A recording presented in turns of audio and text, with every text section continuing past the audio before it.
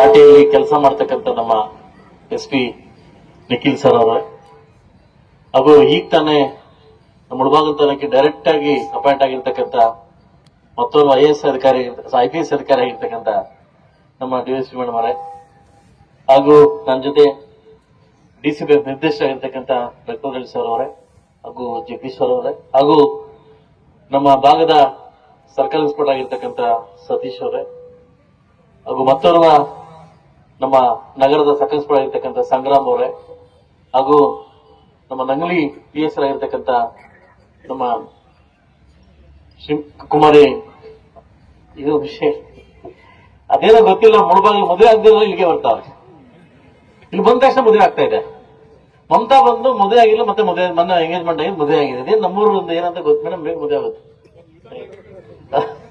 ಅದರಿಂದ ವಿದ್ಯಾವರೇ ಹಾಗೂ ನಮ್ಮ PS ಆಗಿರ್ತಕ್ಕಂಥ ಅರುಣ್ ಅವರೇ, ಇವತ್ತಿಗೆ ಸಾಕಷ್ಟು ಕನಸು ಮುಳಬಾಗಿಲು ತಾಲೂಕಿಗೆ ಒಂದು ಕನಸು ಇಟ್ಕೊಂಡು ಬಂದೆ.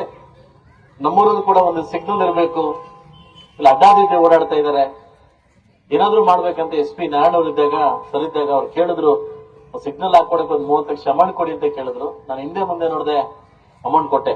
ಎಲ್ಲ ಸಿಗ್ನಲ್ ಸ್ಟಾರ್ಟ್ ಮಾಡಿದ್ದು ಒಳ್ಳೇದು, ತುಂಬಾ ಒಳ್ಳೇದು. ನಮ್ಮೊಂದು ಇಲ್ಲಿಂದಾನೇ ಮೂಡುಬಾಗಿಲಿಂದ ನಮ್ಮವ್ರು ಕಲೀಲಿ ಅನ್ನೋದನ್ನ ಒಂದು ಸಿಗ್ನಲ್ ಇವತ್ತು ಸ್ಟಾರ್ಟ್ ಆಗಿ ನಾಳೆಯಿಂದ ಒಂದು ಶಿಸ್ತುಬದ್ಧವಾಗಿ ಏನು ಇವತ್ತಿಂದನೇ ಒಂದು ಶಿಸ್ತುಬದ್ಧವಾಗಿ ಕಾಪಾಡ್ಲಿಕ್ಕೆ, ಒಂದು ಟ್ರಾಫಿಕ್ ಸಮಸ್ಯೆಯನ್ನ ಎದುರಿಸಲಿಕ್ಕೆ, ಇವತ್ತು ಹೃದಯ ಭಾಗ ಆಗಿರ್ತಕ್ಕಂಥ ಟೌನ್ ಅನ್ನ ಸ್ವಚ್ಛವಾಗಿ ಇಟ್ಕೊಂಡ್ರೆ, ಇದನ್ನ ಕ್ಲೀನ್ ಆಗಿ ಇಟ್ಕೊಂಡ್ರೆ, ಇದು ಶಿಸ್ತುಬದ್ಧವಾಗಿ ಇಟ್ಕೊಂಡ್ರೆ ಇಡೀ ಮುಳಬಾಗಿಲು ತಾಲೂಕನ್ನ ನಾವು ಕಂಟ್ರೋಲ್ ಮಾಡಬಹುದು. ಇವತ್ತು ಟೌನೇ ಕಂಟ್ರೋಲ್ ಮಾಡಕ್ ಆಗ್ಲಿಲ್ಲ ಅಂತಂದ್ರೆ ಖಂಡಿತವಾಗ್ಲೂ ತಪ್ಪಾಗುತ್ತೆ. ಸೊ ಇನ್ನೊಂದು ನನ್ನ ಕೋರಿಕೆ ಇದೆ, ಇವತ್ತು ಮುಳಬಾಗಿಲು ತಾಲೂಕಲ್ಲಿ ಯಥೇಚ್ಛವಾಗಿ ಬೈಕಲ್ ಕಳ್ತನ ಆಗ್ತಿದೆ. ಈ ಕಳ್ತನ ಗಡಿಭಾಗ ಆಗೋದ್ರಿಂದ ನಾವು ಆಂಧ್ರ ಮತ್ತು ತಮಿಳುನಾಡಿಗೆ ತುಂಬಾ ಸಪ್ಲೈ ಆಗೋದ್ರ ಮುಖಾಂತರ ಹೋಗ್ತಾ ಇದೆ. ಅದರಿಂದ ಮುಂದಿನ ದಿವಸದಲ್ಲಿ ಒಂದು 8 ಅಥವಾ 9 ದೊಡ್ಡ ದೊಡ್ಡ CC ಕ್ಯಾಮೆರಾಸ್ ಹಾಕ್ತಕ್ಕಂಥ ಕಾರ್ಯಕ್ರಮ ಕೂಡ ಒಂದು ತರಿಸ್ತಾ ಇದ್ದೀನಿ.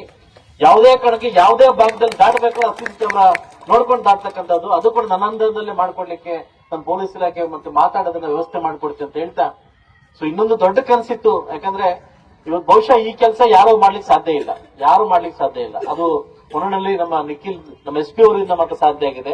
ಇಡೀ ಕೋಲಾರ ಜಿಲ್ಲೆಯಲ್ಲಿ ಎಲ್ಲರೂ ಕಡ್ಡಾಯವಾಗಿ 1ನೇ ತಾರೀಕಿಂದ ಹೆಲ್ಮೆಟ್ ಹಾಕೊಂಡು ಓಡಾಡ್ಬೇಕನ್ನೋದು ಏನು ಅವರೊಂದು ಆಶೆ ಇಟ್ಕೊಂಡು ಕಾರ್ಯಕ್ರಮ ತಂದ್ರೆ, ಅದರಲ್ಲಿ ಮೊಟ್ಟ ಮೊದಲಿಗೆ ತುಂಬಾ ಆಸೆ ಪಟ್ಟಿದ್ದು ನಾನೊಬ್ಬ. ನನಗೆ ತುಂಬಾ ಇಷ್ಟ ಆದ ಕಾರ್ಯಕ್ರಮ. ಯಾಕೆ ಹೇಳಿ, ಇವತ್ತು ಯಥೇಚ್ಛವಾಗಿ ಒಂದು ವರ್ಷಕ್ಕೆ 40ರಿಂದ 50, 56, 57 ಆಕ್ಸಿಡೆಂಟ್ ಆಗಿ ಪ್ರಾಣ ಕಳ್ಕೊಂತಾರೆ ಹೈವೇದಲ್ಲಿ. ಇದಕ್ಕೆ ಕಾರಣ ಏನಂತ ಬಂದಾಗ ಹೆಲ್ಮೆಟ್. ಒಬ್ಬ ಶಾಸಕನಾಗಿ, ಒಬ್ಬ ಜನಪ್ರತಿನಿಧಿಯಾಗಿ ನಿಮ್ಮನ್ನು ಮಾಡ್ತಕ್ಕಂಥ ಕಾಯಕ ಕಾವಲುಗಾರನ ಒಂದು ಮಾತು ಹೇಳ್ತೀನಿ, ನಿಮ್ಮ ಓಟ್ ಮುಖ್ಯ ಅಲ್ಲ, ನಿಮ್ ಪ್ರಾಣ ಮುಖ್ಯ. ನನಗೆ ನಿಮ್ ಓಟ್ ಮುಖ್ಯ ಅಲ್ಲ, ನಿಮ್ ಪ್ರಾಣ ಮುಖ್ಯ. ನನ್ನ ಅದೃಷ್ಟ ಗೊತ್ತಿಲ್ಲ, MLA ಆಗಿದ್ದೀನಿ, MLA ಬಟ್ ನಿಮ್ ಪ್ರಾಣ ಕಾಪಾಡೋದು ನನಗೆ ಯಥೇಚ್ಛವಾಗಿ ನನ್ನ ಒಂದು ಧ್ಯೇಯ, ನನ್ನ ಕರ್ತವ್ಯ. ಅದರಿಂದ ಇವತ್ತಿಂದ ನಾನು ಓಪನ್ ಆಗಿ ಹೇಳ್ಬಿಡ್ತೀನಿ, ಯಾರಾದ್ರೂ ಹೆಲ್ಮೆಟ್ ಇಲ್ಲದೆ ಹಿಡ್ಕೊಂಡ್ರೆ ನನಗೆ ಮಾತ್ರ ಫೋನ್ ಮಾಡ್ಬೇಡಿ. ಇದು ಫ್ರೀ, ಇವತ್ತು ಹೇಳ್ಬಿಡಿದ್ವಿ, ಇವತ್ತು ಫ್ರೀ. ಯಥೇಚ್ಛವಾಗಿ ಲಾಸ್ಟ್ ಒಂದ್ ದಿವಸ ಒಂದು ಘಟನೆ ನಡೀತು, ತಂಬಳ್ಳಿ ಒಂದು ಘಟನೆ ನಡೀತು, ಹೇಳಲೇಬೇಕು, ಹೆಸರು ಹೇಳೋದು ಬೇಡ. 10:15 ರಾತ್ರಿ ಆಗಿದೆ. ಒಬ್ರು ಫೋನ್ ಮಾಡಿದ್ರು, ಗೊತ್ತಿರ್ತಕ್ಕಂಥ ವ್ಯಕ್ತಿ ಫೋನ್ ಮಾಡಿದ್ರು.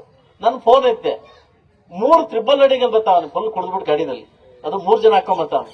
ಫೋನ್ ಕೊಟ್ಬಿಟ್ಟು ಪೊಲೀಸ್, ನಮ್ಮ ಹೈವೇ ಗಾಡಿ ಪೊಲೀಸ್ ಇಟ್ಕೊಂಡಿದೆ. ನನಗೆ ಫೋನ್ ಮಾಡ್ಕೊಟ್ಟು, ಅಣ್ಣ ನಾನು ಯಾರಂತ ಗೊತ್ತಿಲ್ಲ, ಸ್ವಲ್ಪ ಹೇಳು.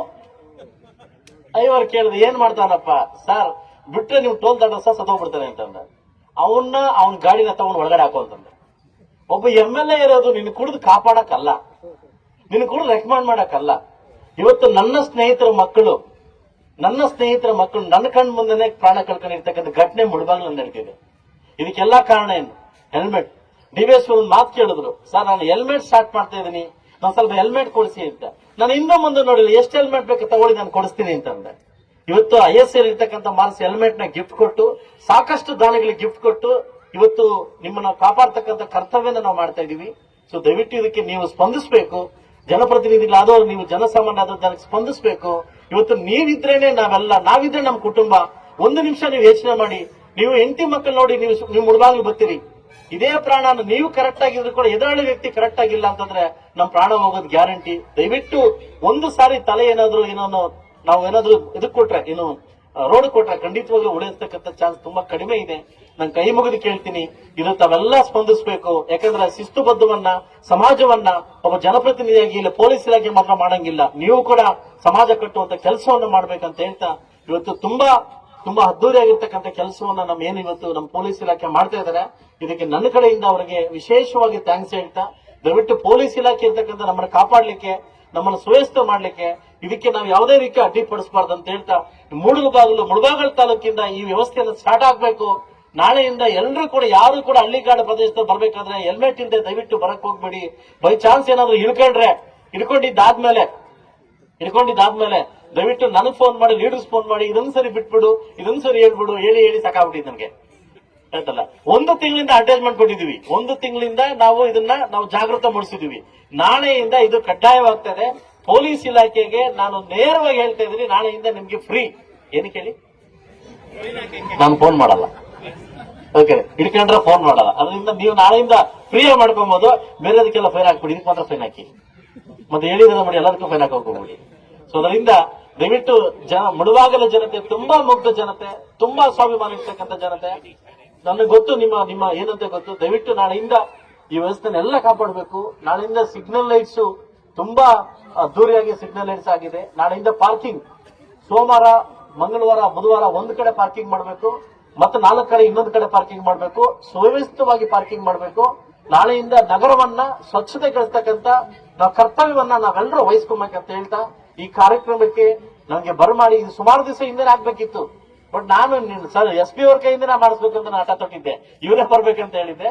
ಈ 2ನೇ ಸರಿ 3ನೇ ಸರಿ ಪ್ರೋಗ್ರಾಮ್ ಕ್ಯಾನ್ಸಲ್ ಆಗಿ ಅಂತೂ ಇಂತೂ ಇವತ್ತು ಒಳ್ಳೆ ದಿವಸ ಕಾರ್ಯಕ್ರಮ ಮೂಡ್ ಬಂದಿದೆ ಹೇಳ್ತಾ, ಈ ಕಾರ್ಯಕ್ರಮಕ್ಕೆ ಪ್ರತ್ಯಕ್ಷವಾಗಿ ಪರೋಕ್ಷವಾಗಿ ಹೆಲ್ಪ್ ಮಾಡತಕ್ಕಂಥ ಎಲ್ಲ ಪೊಲೀಸ್ ಇಲಾಖೆಗೂ ಹಾಗೂ ಎಲ್ಲಾ ಸಿಬ್ಬಂದಿ ವರ್ಗಕ್ಕೂ ಹಾಗೂ ಸಾರ್ವಜನಿಕರನ್ನು ಥ್ಯಾಂಕ್ಸ್ ಹೇಳ್ತಾ, ಪೊಲೀಸ್ ಇಲಾಖೆಗೆ ವಿಶೇಷವಾಗಿ ಥ್ಯಾಂಕ್ಸ್ ಹೇಳ್ತಾ ನನ್ನ ಮಾತು ಮುಗಿಸ್ತಾ ಇದ್ದೀನಿ. ಎಲ್ಲರಿಗೂ ಒಳ್ಳೇದಾಗಲಿ.